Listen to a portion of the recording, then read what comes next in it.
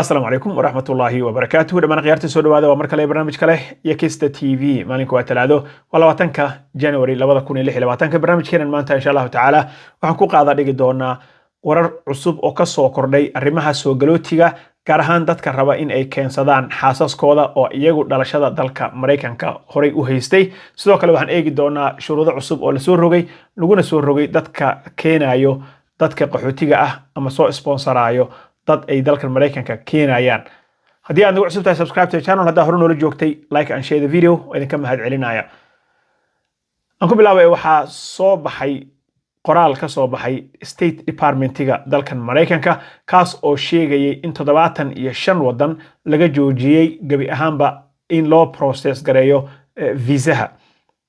haddaba viisooyinka la process gareynayo ama ay ka shaqeynayaan dawladda dalkan Mareykanka ee ay joojisay ayaa waxa kamid ah immigrant visas viisaha la yiraahdo oo ay soo hoosgalayaan dadka American citizens ka oo dhalashada dalka Mareykanka haysta hase yeeshee raba in ay keensadaan xaasaskooda dalkan Mareykanka. So xaasaskii waxa ay soo dhaxgaleen immigrant visa programkii ay soo galeen waana kamid yihiin haddii dalkaaga uu kamid yahay dalalka laga joojiyay in loo process gareeyo viisaha ama dalka Mareykanka la keeno wuxuu noqonayaa mid affect gareeyo in xaaskaaga aad keeni kari weyso dalkan Mareykanka xilliyo dhow. lama sheegin inta uu last gareyn doono ama uu sii socon doono barnaamijkan lagu joojiyay xaasaska in dalka Mareykanka la keeno, laakiin wadamada Afrika haddii aan eegno 75 kamid ah waxaa kamid ahaa Nigeria, Somalia, Ethiopia, Ghana, Egypt iyo Sudan. lixdaas wadan hadda ka soo jeedo wadamada ay affect gareysay bay kamid tahay qaaradda Afrika gaar ahaan oo 75 kamid ah oo xaasaska aanan keeni karin dalka Mareykanka. arrinka marka waxa uu dhaliyay in looyaro fara badan iyo qolyaha u dooda oo u dhaqdhaqaaqa arrimaha dadka laga tira badan yahay sida ACLU oo kale American Civil Liberties Union ayaa waxa ay xareeyeen loo suudiyo dacwado ka dhan ah sharcigan ay soo saareen State Departmentiga dalka Mareykanka. sharcigan ayaa waxa ay challenge la aadeen oo maxkamadaha ay kula aadeen inay ku challenge gareeyaan sababtoo ah waxa ay u isticmaaleen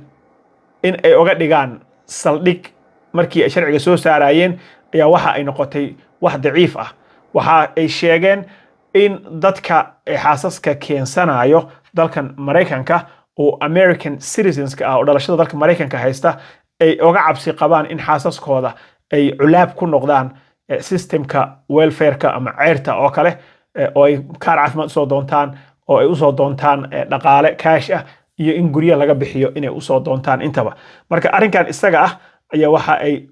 hadalka iyo afkaba ku balaariyeen inay sheegeen dadka xaasaskooda haddii dalkan ay keenaan waxaan ka cabsanaynaa in ay sharciga iyo Mareykanka systemkiisa iyo dhaqaalihiisa ay culaab ku noqdaan oo dusha ka soo saaraan wax aysan qaadi karin. arrinkaas marka waa very weak point waaye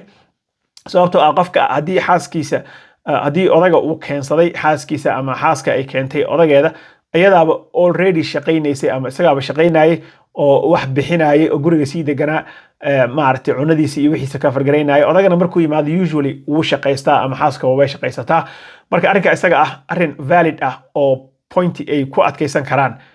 waa noqon laadahay laakiin iyagu way soo saareen sharciga maxkamadahana waxaa la aaday oo already qolyaha u dhaqdhaqaaqa arrimaha soo galootiga ee immigration advocates ka loo yaqaano. arrinkaas waxa ka soo kordha waan arki doonaa. qodobka labaad oo aan rabo inaan idinla wadaago waxa uu ku saabsan yahay dadka qof keenayo oo sponsorship ku keenayo.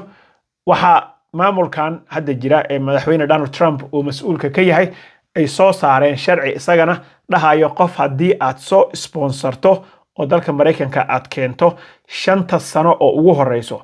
kaar caafimaad ma soo doonan karo, guri in laga bixiyo oo low income iyo waxaas ma raadsan karo, wuxuu kala soo raadsan karin wax cash assistance ah, wuxuu kala soo raadsan karin kaarka food stampiga ee cuntada ah. basically qofka aad keento dalkan Mareykanka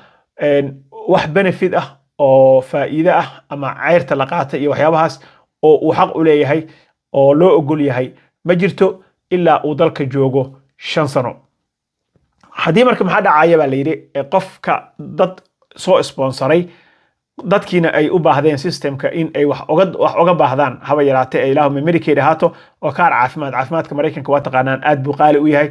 marka haddii qofka uu u baahdo hataa kaar caafimaad in dowladda ay ka bixiso ama guri inay ka bixiso ama kaar cunto la siiyo ama shaqo la'aan ba ay ku dhacdo intii 5 sano dalka uu joogo hore oo initialka ah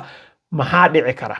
madaxweyne Trump sidii ganacsade oo kale ayuu dalka u raangareynayaa waxaana uu sheegay in qofka marka la keenayo hore oo sponsorshipka lagu samaynayo qofka sponsoray baa wuxuu buuxiyaa warqad la yiraahdo affidavit for support warqad affidavit ah oo cadeynaysa oo dhaar ah oo la saxiixo inaad qofkan adiga aad sponsortay oo mas'uuliyadiisa adiga aad leedahay oo aad keenaysid dalkan Mareykanka so warqadaas ayuu wuxuu yiri waxay noqonaysaa legal binding contract waa contract dusha ka saaran haddii marka dowladda Mareykanka ee qofkii adiga aad soo sponsortay wax uu u baahday ay ka bixiso lacagta aday ka rabaan oo ka soo qaadanayaan ama ka soo doonan doonaan arrinkaasna waxa ay u raaceen bay la yiri waxa lagu suud gareynayaa oo lagu maxkamadeynayaa warqadii affidavit-ka ahayd oo aad u saxiixday qofkan in aad support gareynayso adigay ku soo doonanayaan lacagtaasna adaa lagu soo raadsanaya marka haddii aad qof soo sponsorto qofkaas waa inaad 5 sano aad maareyn kartaa oo aad adiga mas'uul ka tahay caafimaadkiisa cuntadiisa meeshuu seexan lahaa haddii uu shaqaysto de oo qof dhalinyaro ah aad keento oo suuqiisa uu iska galo de taasna waa goonideeda laakiin waxa jirta baa la yiri haddii ay noqoto life and death haday noqoto qofkan in ay heer xun oo dhimasho ay gaarto maybe dowladda wax way u ogolaanaysaa baa la yiri waxa kale oo aysan ka hor istaagaynin arrinkan waa arrin sharci federaal ah laakiin state-ka gobolka iyo local government-ga dowladda hoose waxyaabaha yaryar oo ay ku tarayaan qofkaas oo ka madax bannaan programyada ay dowladda federaalka ah fund garayso saa ogtihiin section 8ka federaalka ayaa fund garayo food stamp-ga federaalka bixiyo kaarka cuntada guryaha low income-ka federaalka bixiyo waa federal housing and bixiyo authority baa lacagta state-ka waa la soo mariyaa laakiin iyagaa bixiya sidoo kale kaarka caafimaadka iyo waxa dhanba waxa bixiyo state-ka waxa bixiyo bankarada federaalka so arrimahan federally funded programs-ka ma doonan kartid laakiin programyo yaryar oo state-ka oo hoose iyo local government-ga waxyaabo u doonan kartaa sida hadda ay ku cadeeyeen warqadda ay soo saareen so labadaas qolo waxa loo soo saaray haddii aad 75 wadan kamid ah ka tirsan tahay xaq uma lihid inaad xaaskaaga dalka Mareykanka aad keentid waana arrin la joojiyay indefinitely bay yiraahdeen wali ma aysan sheegin inta ay qaadan doonto so in the future maybe laakiin hadeer qof citizen ah oo American oo especially Somalia iyo Ethiopia iyo wadamada Sudan iyo Egypt iyo Ghana iyo Nigeria basically African countries bisa in sheegaya ka imaaday oo qof keeni kara xaas ah ma jiro tan labaadna qofka soo sponsorto 5 sano waa in aad gacanta ku hayni kardid oo aad adiga mas'uuliyadeeda qofkaas aad qaadi kartid labaas arrin ay soo saareen maalin kasto maalinta ka dambaysa wax yaab leh oo cusub oo aad isleedahay war maxaa qaldan bay soo saarayaan laakiin arki doonaa insha Allah taala wixii kale oo dambe oo ka cusub waan nala socda insha Allah haddaad nagu cusubtahay subscribe to channel haddaad hore joogtay like and share the video waan ka mahad celinaya wasalaamu calaykum waraxmatullaahi wabarakaatuh